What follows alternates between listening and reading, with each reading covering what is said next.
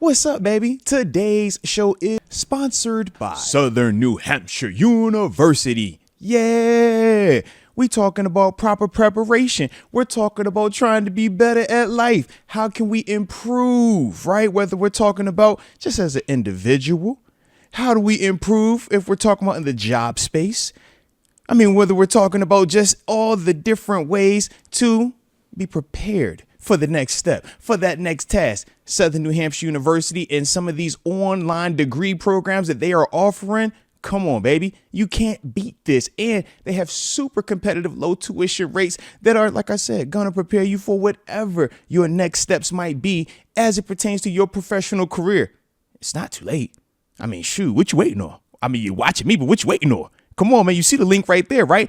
snhu.edu/Arthur Moats. Tap in and go out here and get a chance to prepare yourself for greatness.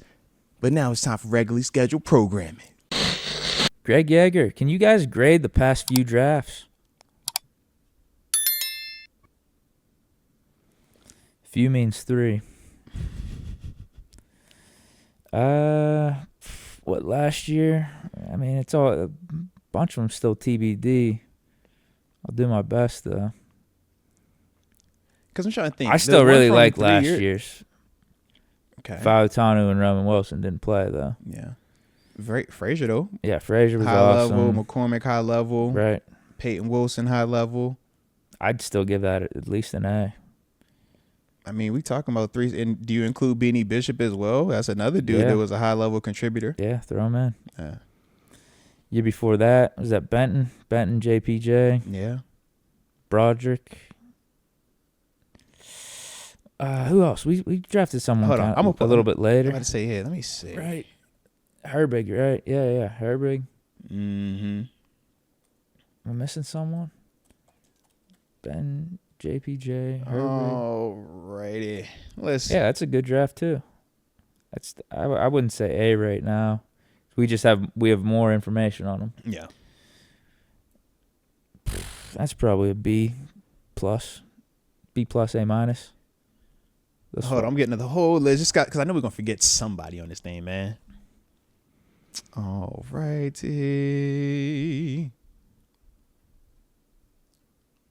And then the year before that's the Kenny draft, I think. Kenny. They said 3 years back, yeah. Is Jalen Warren part of that one? Undrafted. Jalen Warren, same way we Calvin include Austin, Beanie Bishop, yeah. Pickens, Liao. Is that the Loudermilk in that Connor one? Hayward. Right? Was that Connor Hayward? Or was Connor Hayward the year before? Hold on. I got you right here. Because we're talking 22. Kenny Pickett was the 1. George Pickens was the 2. DeMarvin Leal was the 3. Calvin Austin was the 4th. Connor Hayward in the 6th. Mark Robinson in the 7th. And then Chris Oladukin. 3-time Super Bowl champ. No, 2-time right now. That one's a tough one for me. I don't know how to grade that. So I'm still fine with the Kenny pick, but obviously with us trading him, he's not on the team anymore. How does that work? Yeah, that's the one. Yeah, I wish he could have been here for a third year. I think we would have had more definitive breakdown of him. Because GP, I feel like that's a win. That's an A. I feel like Calvin Austin, for it to be the 4th rounder, that production, that feels A-ish. Connor Hayward, I feel like we've gotten more out of him, and that's a 6. Mark Robinson is giving me special teams. That's a 7. Kenny and DeMarvin, I feel like where I'm desiring a little more. And then Oladukin, he's a 7th rounder, so I don't really count that. I still don't mind the Kenny pick. That's fair. Given the circumstances of Ben retired, you're trying to find your quarterback. You obviously believed in Kenny, and he won games for us. I mean, he wasn't perfect. He won games, but that's the weird part. He's not no here longer anymore. Employed here. He's not here anymore. It's like, it's the 1st rounder. I think you got a 3rd rounder for him. We got 2 seasons out of it? No, it was like a pick swap. It was like a 4th rounder for a 3rd rounder pick swap that ended up being Peyton Wilson. Yeah. But we got 2 seasons out of him, though.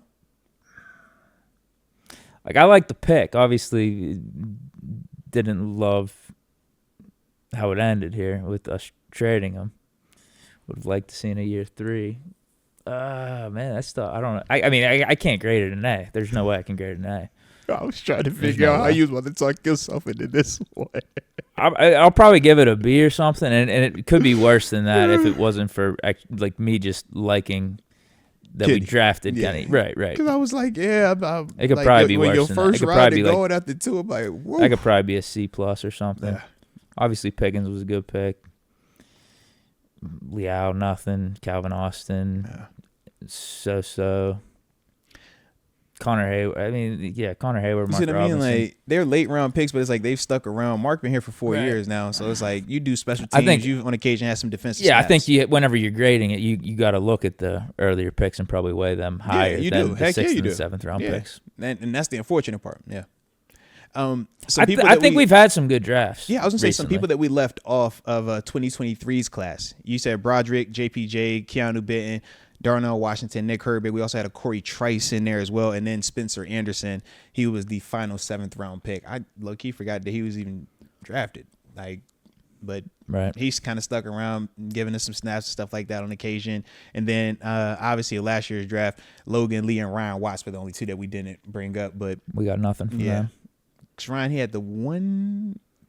I was just preseason. Yeah, the preseason. Yeah, and he got hurt after that. Yeah. Logan Lee didn't see a snap all year. Yeah. Logan Lee was hurt at one point though. Yeah, he was. He was hurt. He was hurt and he was out all year. Yeah. That's interesting.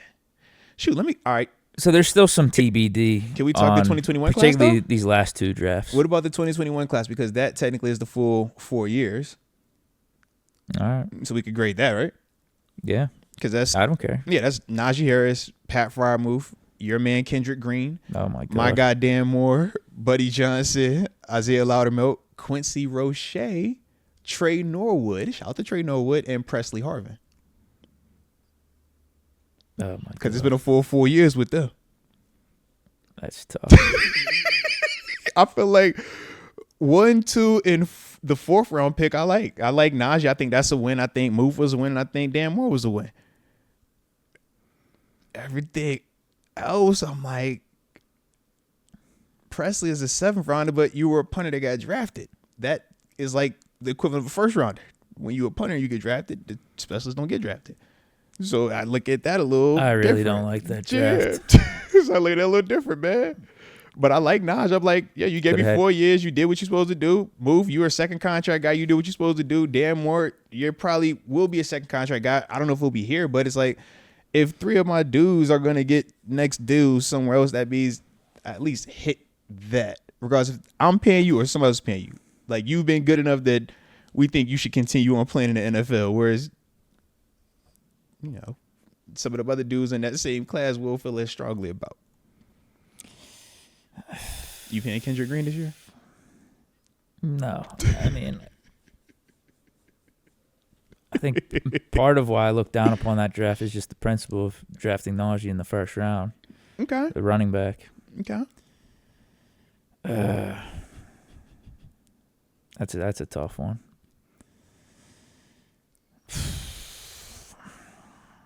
Like, I want to give that a C. At the time, you liked the pick though. It's just I did, but I said, what's the difference though where you like both picks at the same time? I also brought up, I don't think this is necessarily the smartest thing to do though. I like Najee as the pick, like a running back, almost like Genty this year. Would you rather it's a good quarterback in 2021? I think he's a good running back. Should we have went quarterback in 21? No. Creed Humphrey, 1st round. Oh, okay. I was just checking. Creed Humphrey. Okay. That would have been the pick. Okay. Yeah, how much that's just that's an annoying draft. How much does hindsight play into that statement though? What? You would have rather had Creed Humphrey in the 1st versus like, because now you've already seen it and you know the pick worked out. But like on draft night, if we would have came in here and been Creed Humphrey, like we seen how everybody reacted when it was Troy or when it was Broderick. You know what I mean? Yeah, I mean, I brought up I was fine with taking Najee because we didn't have a running back. We got rid of James Conner, so it made sense. I like Najee coming out of Bama. We needed to get 7. It's a more exciting pick, but I'm not the GM at the same time. You know what I mean? Like, But you do like the BGM though. I do. So it's like you can't like you picking and choose when you want to be GM when you don't. Hey man, I ain't GM for this one. All right, I like that one, but this one, hey, bro, that ain't on me. It's like, come on, bro. You like the intent behind the Kenny pick. You like the thought process, and that was why you said, yo, even with the result being what it is, well, that's a quarterback. You're higher on it. Quarterback, way different. Even though Najee's you're trying to production find here your has been quarterback better for the future. You're trying to find the franchise. Yeah, but Najee's production, better. It's just less impactful on the franchise overall. Fair. Less impactful on the offense as a whole. That's fair. It's just tough. He a Pro Bowler too. Does Moose get a Pro Bowl? I wonder what. I know Najee got a Pro Bowl. Did Moose get a Pro Bowl? No. Okay. So is that the only Pro Bowl out the last three? Hold on. I'm not necessarily thrilled about how Muth has played out either, given his expectations. He's been fine. I was about to say, which one is it? Because I feel like when we talk about him, we talk about him as he's varsity. He's deserving of the second contract. We felt like his numbers were appropriate for the second contract as we compare him to other tight ends. But now it seems like you don't feel that way no more, I would bro. be open to drafting someone else there. Like Pickens, we're not drafting anyone else there, right? Second round. Oh, Deke, we there. I feel it, but to me, what other players? JPJ, we're not drafting anyone else there. We needed a cornerback. He's been good. That's fair, but to me, I just feel like honestly, the Dan Moore pick is the only one in that draft where I'd say I don't think we're picking anyone else there. What are we looking at with move for a fourth rounder in the sense of what we're trying to get more from though?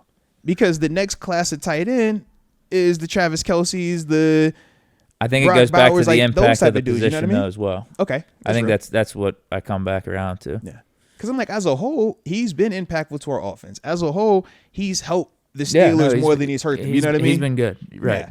But when we're comparing him to, like we said, the Travis Kelce's of the world, when we're comparing him to the Mark Andrews of the world, the George Kittles of the world, the sexier athlete dudes that get production, get the targets and stuff like that, yeah, we look at him a little bit less than. But if you looking at him versus all the other guys, it's like, yo, we like him just as much, if not more.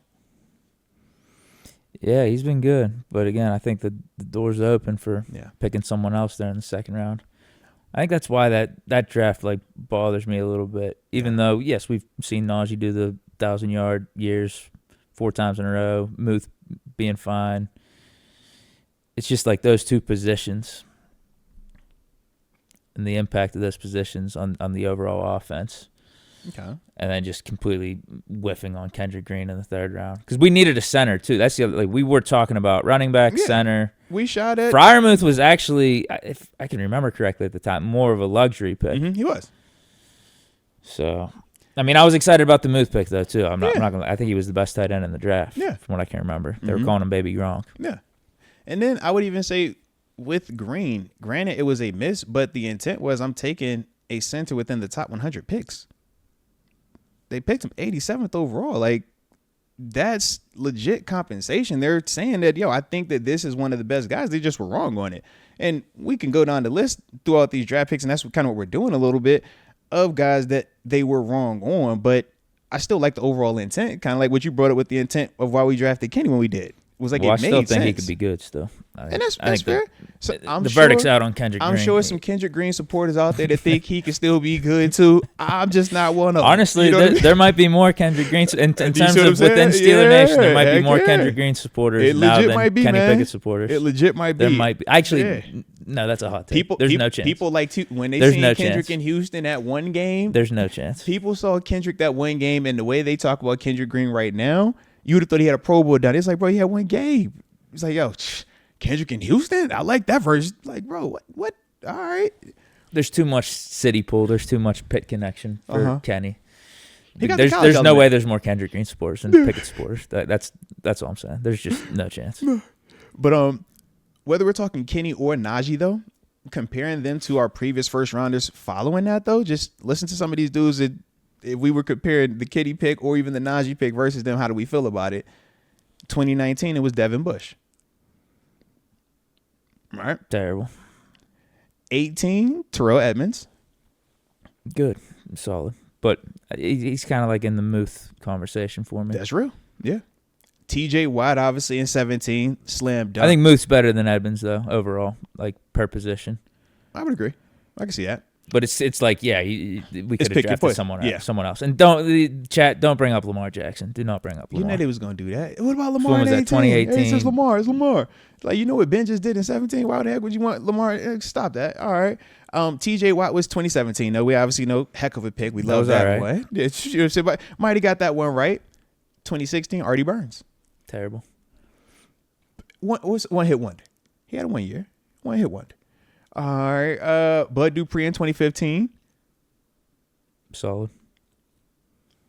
Shazier in 14. It's great.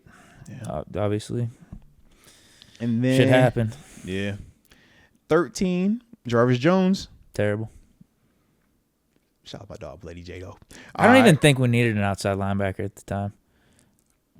That was Debo, Jason Worlds, Lamar Whitley. That time frame. It's just overkill. With that, look at all the outside linebackers we drafted. Yeah, that time frame. It's just unbelievable. And then 2012, David DeCastro. Felt good about that. Obviously, 11 was Cam, and then 10 is Marquise Pouncey. Yeah, that was a good run.